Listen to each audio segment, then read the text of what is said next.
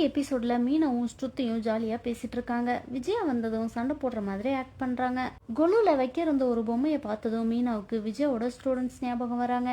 அப்புறம் பார்வதி வீட்டுல நடந்ததை மீனா முத்துக்கிட்ட சொல்றா. மறுபடியும் விஜயா மீனாவை திட்ட ஆரம்பிக்கிறாங்க. பரதத்துல அது ஒரு பாவம், அதை தான் என் ஸ்டூடெண்ட்ஸ் பண்ணிருப்பாங்க, அதை பத்தி எல்லாம் உனக்கு என்ன தெரிய போகுதுன்னு சொல்றாங்க.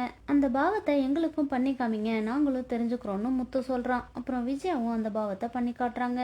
நீங்க பண்ணது அந்த பசங்க பண்ண மாதிரி இல்ல, அங்க வேற என்னமோ நடந்திருக்குன்னு முத்து சொல்றான். என் ஸ்டூடெண்ட்ஸ் எல்லாம் அப்படி பண்றவங்க இல்லைன்னு விஜயா அடம் பிடிக்கிறாங்க. விஜயா மீனா கிட்ட, நீ எனக்கு டெய்லியும் சாப்பாடு எடுத்துட்டு வர அலுப்பு பட்டுட்டு தானே இப்படி எல்லாம் பண்ற, இனிமே சாப்பாடு எடுத்துட்டு வர வேண்டாம்னு கோவப்படுறாங்க. மனோஜ் ஷோரூம்க்கு ஒருத்தர் வந்து உங்க கடையில எல்லா அப்ளையன்சஸும் இருக்கா, எனக்கு கொட்டேஷன் வேணும்னு கேக்குறாரு. மனோஜும் பயங்கர குஷியில எல்லா பொருளையும் காட்டிட்டு எப்போ உங்களுக்கு பொருள் வேணும்னு கேட்டு 14 லட்சம் கொட்டேஷன் கொடுக்கறான். வந்தவரோ, என் மச்சான் எனக்கு லாட்டரி டிக்கெட் வாங்கி வச்சிருக்கான், 7ஆம் தேதி தான் குழுக்கள், அப்போ வாங்கிக்கிறேன்னு சொல்றாரு. கடுப்பான மனோஜ் அவரை திட்ட ஆரம்பிச்சிடறான். அப்புறம் அவனோட பீம்பாயை கூப்பிட்டு இவரை தூக்கி வெளியே போடுன்னு சொல்றான். அப்புறம் கடைக்கு புகை போடுறதுக்காக ஒருத்தர் வராரு. அவர் மனோஜ் கிட்ட, நான் வரும்போது ஒருத்தர் என்ன நிறுத்தி உன்கிட்ட ஒரு விஷயம் சொல்ல சொன்னாருன்னு சொல்றாரு.